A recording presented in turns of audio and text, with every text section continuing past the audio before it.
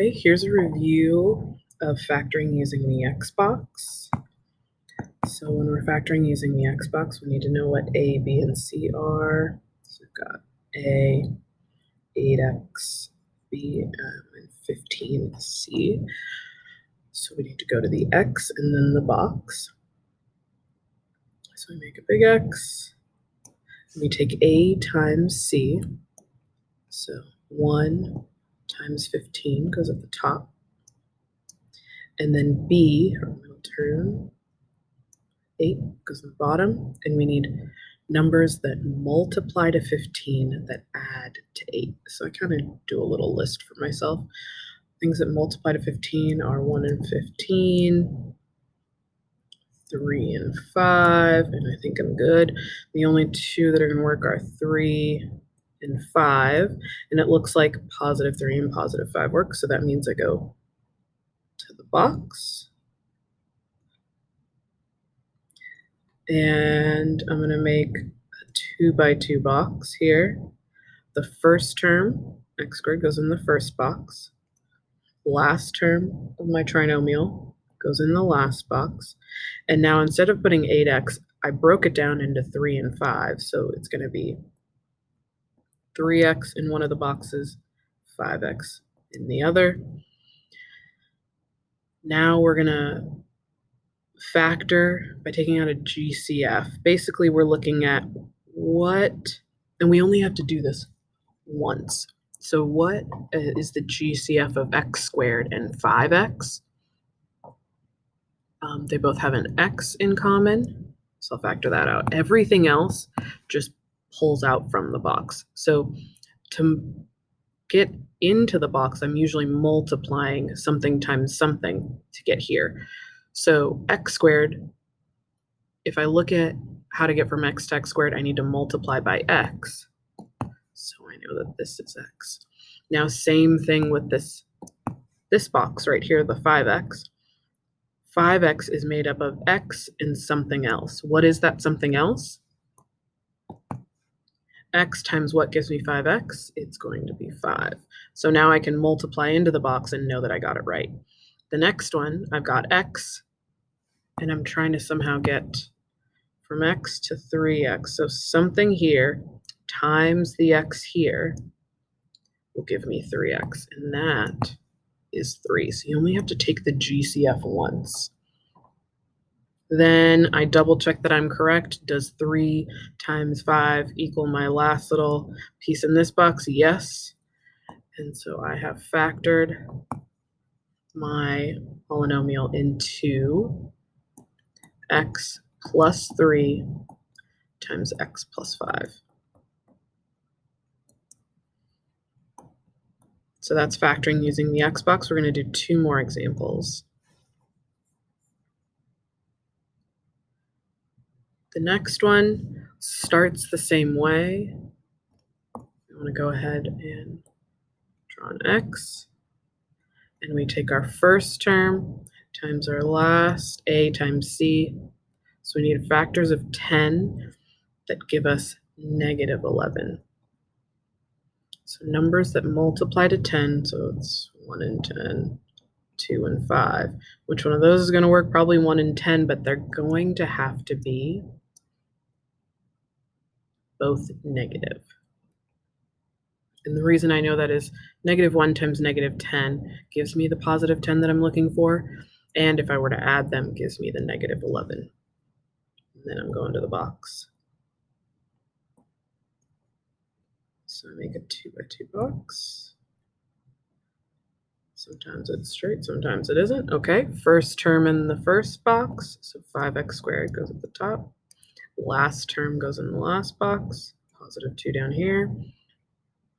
And I'm going to use the x now to put in the next 2 terms. I got negative 1x. Let's keep it that way. You could also write negative x and negative 10x.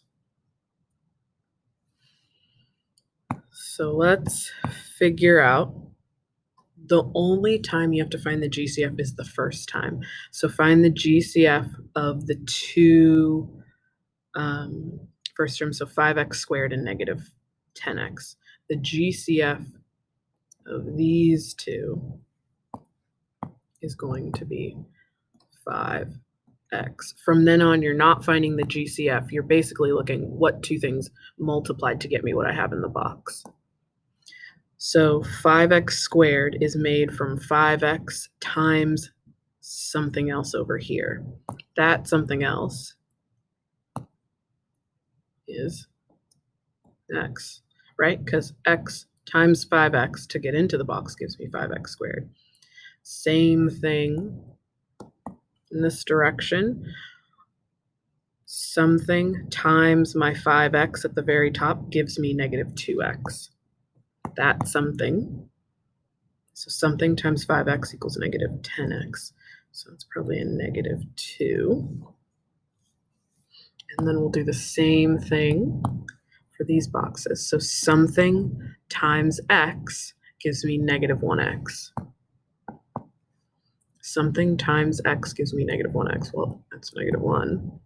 And then I double check that that actually worked out for me. Negative 1 times negative 2. Does that give me that positive 2? Yes, it does. So I have factored correctly and I checked my answer, which is always a plus. So I get 5x minus 1, x minus 2. So that's factored form. Okay, and the last one, we're looking again at factoring using the X box. I noticed for the other ones there wasn't a GCF, but in here it looks like these are all even numbers, which tells me there's at least a GCF of 2. And if I check even more, I could probably take out a 4. So if I factor out a 4, I'm left with 2n squared minus 9n minus 5. And I just want to double check that 2, 9, and 5 don't have a common factor, and they don't. So now I can use the x. So use the x on only the things in the parentheses. So I need factors of 2 times negative 5. So factors of negative 10 that add up to my middle number, negative 9. And, well, it kind of just looks like 10 and, right, because it's 1 and 10. We just did that in 2 and 5. So 2 and 5 isn't going to work for us. So it's 1 and 10, but I got to figure out the negative signs. So if I need it to be a negative 9, multiplied to negative 10, the bigger number has to be negative. And then I can go into the box.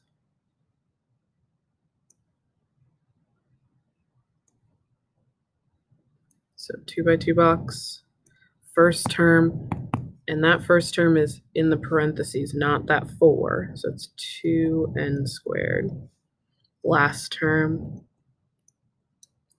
and then I had a 1 and a negative 10. So you can write 1n, you can write just n, and negative 10n. And again, only finding the GCF for one set of terms. So like 2n squared and negative 10. What's the GCF of that?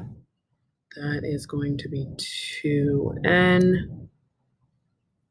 And then from there on, I'm just trying to match things up. So 2n times something gives me 2n squared, multiplies to 2n squared.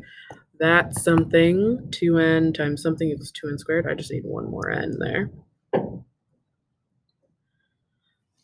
Same thing for this. 2n times something gives me negative 10n. So 2n times something equals negative 10n, so that's negative 5. And same thing with this. I want n times something equals 1n. That's why I like writing the 1. There we go. And then lastly, does 1 times negative 5 give me negative 5? Yes. And it factors into, I got to remember that, 4. 2n plus 1, n minus 5.